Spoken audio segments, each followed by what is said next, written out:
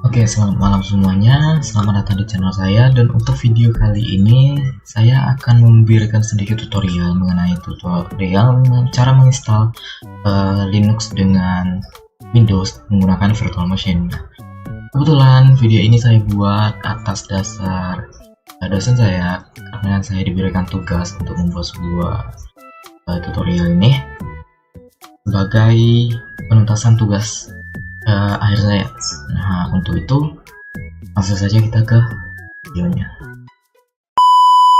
Oke, sebelum kita langsung masuk ke bagian instalasinya, ada 3 hal yang perlu kalian siapkan terlebih dahulu. Yang pertama itu ada virtual machine-nya, kemudian ada installer untuk Linux-nya, kemudian ada installer untuk Windows-nya. Nah, untuk video kali ini saya menggunakan virtual machine dari VirtualBox. Nah, ini mana kalian bisa dapatin VirtualBox-nya itu langsung dari sini. Tekan aja VirtualBox. Nah, kalian langsung ambil di bagian download ini. Terus kalian ambil nih, kalian mau pakai platform mana? Di sini ada Windows, OS, terus ada Linux, ada Solaris. Nah, karena saya di sini pakai laptop saya itu Windows, jadi saya install Windows. Dan karena di laptop saya ini sudah terinstall VirtualBox sebelumnya, jadi saya tinggal langsung pakai aja. Nah, ketika kalian install, tampilan berhasilnya bakal kayak gini guys. Kemudian untuk Linux dengan Windows-nya kalian bisa dapatin juga di sini. Misalnya kalian mau ngambil Windows nih, kalian ketikkan aja Windows 11 download. Nah, misalnya kalian masuk aja ke bagian Microsoft ini, download Windows 11. Nah, di sini kalian bisa ambil select download ini Windows Multi Edition Install for Device, kemudian kalian download now di sini. Nah, kalian tunggu ini, nggak perlu kalian refresh atau Nah, di bagian tadi itu kalian jangan nge-refresh atau jangan keluar dulu guys, soalnya itu bakal nge-reset prosesnya. Nah, kalau misalkan kalian berhasil, nanti ada bagian kayak gini nih. Nah, klik aja chosen di language-nya, dan saya di sini bakal pakai yang Inggris saja. Nah, kalian langsung confirm aja nih. Tunggu lagi sebentar. Nah, di sini kalian langsung klik aja di bagian 64 di download. Nah, otomatis bakal tampil di bagian downloadnya. Dan juga untuk Linux-nya, di video saya kali ini saya ingin menggunakan Alma Linux. Alasannya saya menggunakan Alma Linux karena untuk penggunaan Linux sendiri saya cuman baru pakai Alma Linux ya, dan itu pun gak sampai pakai, itulah cuma bagian pernah installnya aja. Jadi sekalian aja saya bikin video instalasi untuk Alma Linux ini. Nah, kalian masuk ke website Alma Linux-nya dan kalian ambil di sini Alma Linux untuk OS-nya. Itu saya mengambil Alma Linux OS minimal ISO ini ya, yang paling bawah. Nah, karena di sini semuanya sudah saya install dan sudah saya download. Mohon maaf, maksudnya sudah saya download semua ya. Untuk bahan-bahan instalasinya, di sini ada Linux-nya, di sini ada Windows-nya. Kita langsung saja untuk bagian instalasi. Oke, sebagai awalan kita mulai dari install Linux-nya terlebih dahulu, karena untuk Linux sendiri ini prosesnya lumayan panjang ya. Jadi kita mulai dari Linux-nya dulu. Nah, kalian masuk ke bagian VirtualBox-nya. Nah, di sini kalian bisa lihat ada bagian new di sini. Kalian klik aja bagian new-nya. Dan untuk name-nya ini bisa kalian isi, misalnya untuk saya pribadi menggunakan ini dengan nama Orek Linux saya, Orek strip Linux. Nah, untuk ininya foldernya ini kalian bisa ambil yang other.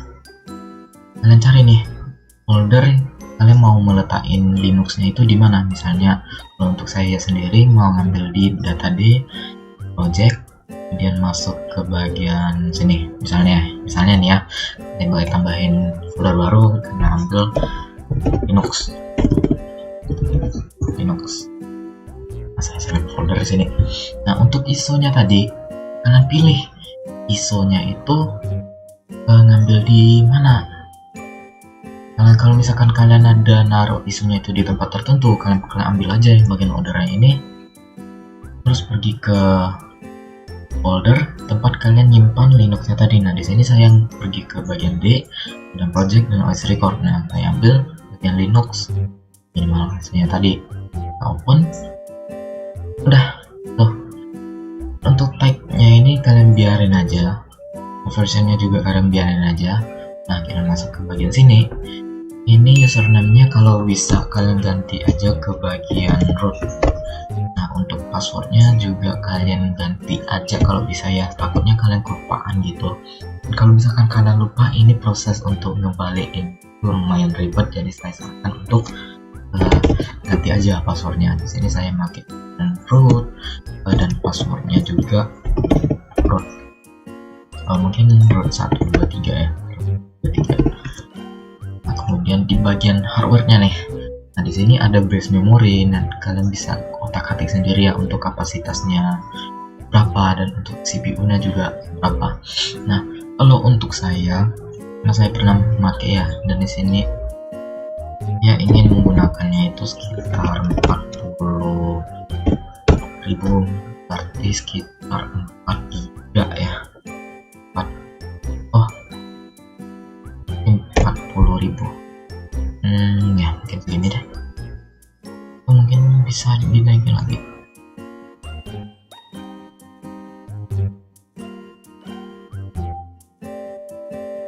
Mungkin 4.000 aja udah cukup ya. Bikin 4.000. Ini sebenarnya kalian bisa bebas menggunakannya berpandan untuk CPU-nya. Kalau misalkan punya CPU lebih, kalian bisa ambil setengahnya. Tapi kalau enggak, misalnya kalau untuk device kalian bisa dibilang agak low gitu, kalian bisa ngambil minimalnya itu 2 CPU itu udah cukup. Ini karena saya punya 20 CPU, saya mungkin pakai 4-nya saja. Dan untuk harddisknya, di sini untuk harddisknya itu bisa kalian kondisikan sesuai dengan jumlah disk kalian ada berapa. Di sini kalau saya sendiri bisa pakai minimalnya itu 20 GB, itu udah cukup banget loh. Dan kalau misalkan kalian ingin menggunakan lebih, kalian bisa otak-atik sendiri di sini. Misalnya itu saya mau pakai 100 ya itu. Dan kalian nggak perlu khawatir kalau ini bakal kepake banyak ya. Soalnya ini sifatnya itu virtual. Jadi nggak bakal kepake di bagian disk kalian yang ada di sini. Nggak bakal, karena ini bersifatnya virtual. Di sini misalnya kalian mau ambil yang terkecilnya itu bisa kalian posisikan di bagian 20. Tapi kalau misalkan kalian punya lebih, kalian bisa ambil di bagian 100 atau 120, itu udah cukup banget. Nah, kali ini karena cuma sebagai percobaan, saya ambil yang 20 aja untuk di bagian ini aja. Dan kalian pencet aja bagian finish.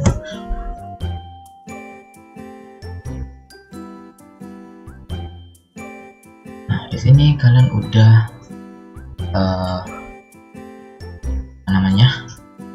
kalau di bagian sini Linuxnya, dan untuk startnya kalian bisa klik aja startnya bagian sini nih. Nah, kalian tunggu aja prosesnya itu sampai penuh ya, nanti tampilannya itu bakal muncul sendiri. Nah, mungkin ini prosesnya lumayan lama, jadi untuk bagian proses ini bakal saya skip aja. Oke, ini untuk tampilannya. Langsung saja kalian ambil install Ama Linux, kalian enter, dan kalian tinggal tunggu aja sebentar. Ini nggak bakal lama banget kok. Kalian tungguin aja ya.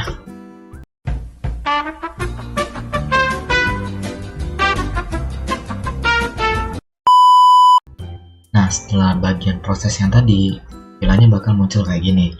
Nah, di bagian ini kalian langsung pilih aja bagian bahasa saya ambil bahasa Indonesia dan klik aja di bagian lanjutkan. Nah, ada 3 hal yang perlu kalian setting terlebih dahulu di bagian sini. Nah, pertama itu bagian sistem, kalian klik aja bagian tujuan instalasi. Nah, kalian klik aja di bagian di sini. Kalau misalkan kalian nggak mau ribet, itu kalian ambil aja di bagian otomatis. Nah, kalau kalian ingin apa namanya, mengatur penyimpanan tersendiri, kalian bisa klik bahan ini dan pilih ini, nanti kalian tinggal langsung selesai. Nah, karena di sini saya nggak mau ribet ya, saya klik aja bagian otomatis, dan di sini kalian saya ambil yang bagian ini dan saya klik aja bagian selesai. Nah, otomatis ini bagian merah-merahnya tadi itu udah hilang. Nah, kemudian kalian harus setting akun rootnya terlebih dahulu. Di sini akun root ini buat administrasi sistem ya, kalian bisa baca-baca sendiri di sini. Untuk kalian bisa post dulu sambil kalian baca-baca. Dan untuk bagian sini saya mungkin akan nonaktifkan aja ya, dan langsung aja ke bagian pengguna. Nah, untuk nama lengkap kalian bisa isi nama lengkap kalian di sini, atau untuk pilihan juga bisa ya. Terus bebas kalian mau mengisinya sebagai apa. Nah, untuk di sini saya bakal isi sebagai level aja. Namanya juga. Untuk sandinya ini kalian buat sebisa mungkin ya. Sandinya itu yang simple-simple saja, asalkan kalian itu nggak lupa. Nah, misalnya saya mau bikin root 1 2 3 ya, berarti ya root 1 2 3 saja, nggak apa-apa.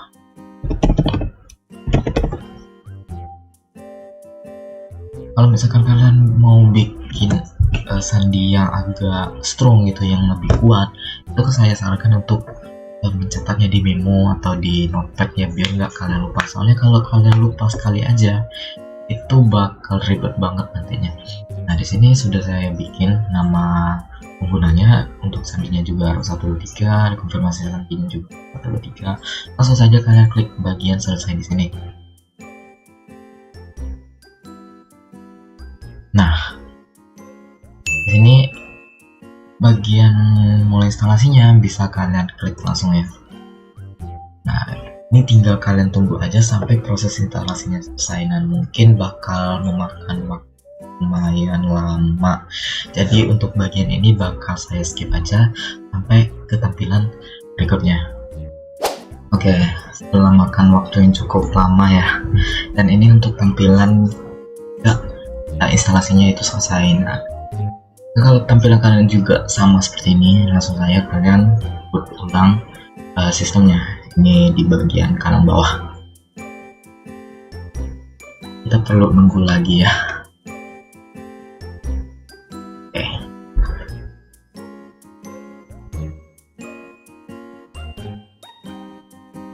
Kita tungguin aja sampai prosesnya itu selesai. Nah, ini tampilannya misalnya kalian berhasil login.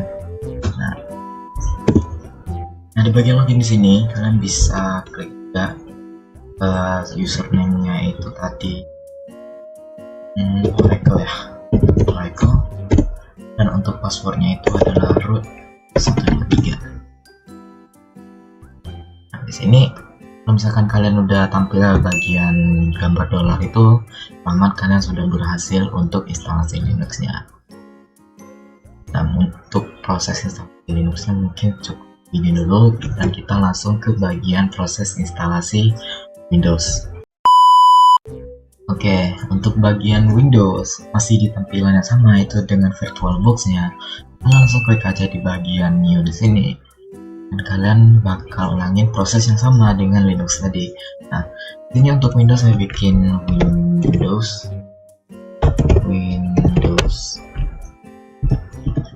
Klik aja biar lebih gampang.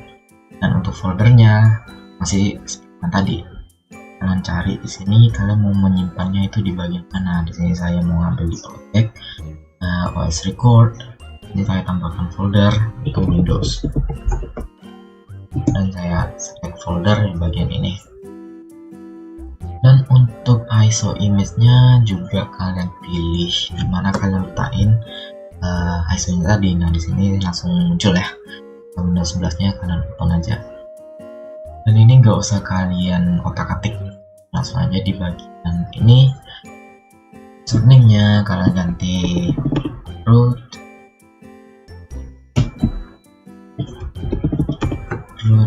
juga fungsinya biar kalau misalkan kalian lupa dengan username dan password itu gampang ingatnya. Nah, untuk kasus Windowsnya sendiri itu lumayan gimana ya, agak sedikit berbeda. Nah, di sini untuk kapasitasnya sendiri bakal aku bikin di bagian apa ya, mungkin 8000, karena di sini untuk base memorinya dia makan cukup banyak memori. Jadi saya bikin aja di bagian 8000 aja, mungkin cukup. Dan untuk CPU nya itu mungkin gue bikin 4 aja, atau mungkin 6 deh. Untuk kali ini saya mau bikin 6. Dan untuk space harddisknya mau bikin sekitar mungkin 60. Kita ambil default aja lah ya, 80, dan langsung aja finish. Ini kita tunggu dulu. Ini langsung processing startnya otomatis. Kalau misalkan dia kayak ada tanda start gambiran gitu atau proses startnya nggak mau jalan, ini kalian pause saja, nanti kalian langsung start manual menggunakan ini. Nah, ini juga kita bakal nunggu prosesnya sampai selesai. Untuk itu aku bakal skip di bagian ini.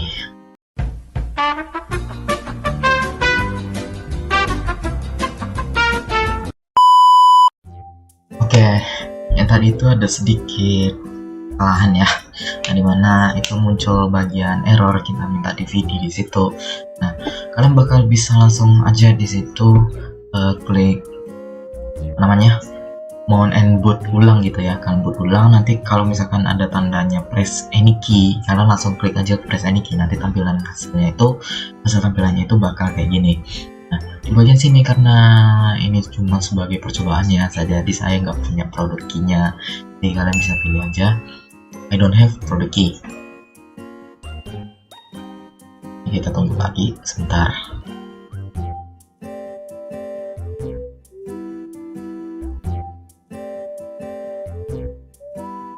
Ini cukup lama ya untuk proses Windows ini soalnya juga baru pertama kali nyoba.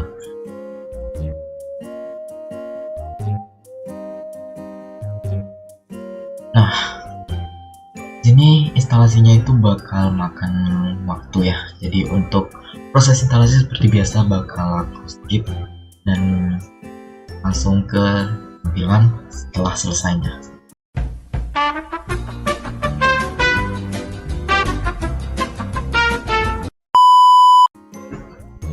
Oke, kita sudah masuk di bagian tampilan Windowsnya. Ini lumayan cukup lama ya untuk instalasi Windows ternyata. Soalnya ada dua proses, yang pertama install kemudian ada update, dan yang lama itu di bagian update-nya. Oke, kalau misalkan kalian sudah masuk di bagian Windows, itu kalian selamat, sudah berhasil untuk instalasi Windowsnya. Dan untuk Windows sendiri ini cukup gampang ya, cuma bedakan sedikit di bagian apa namanya disk dengan base memorinya aja. Windowsnya ini bisa jalan lancar gitu. Sedikit di sini untuk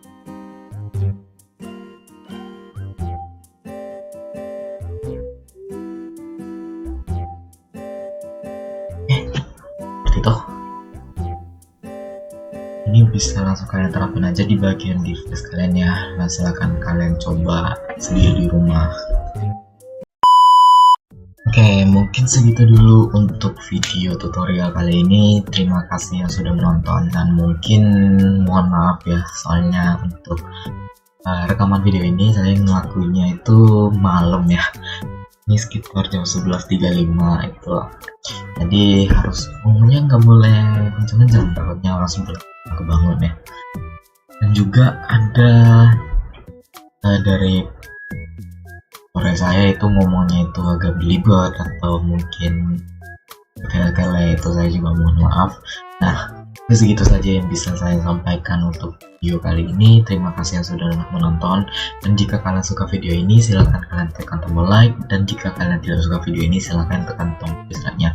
Dan jangan lupa untuk memberikan komentar supaya untuk video selanjutnya, dan juga saran dari kalian agar channel dari saya ini bisa berkembang untuk kedepannya ya.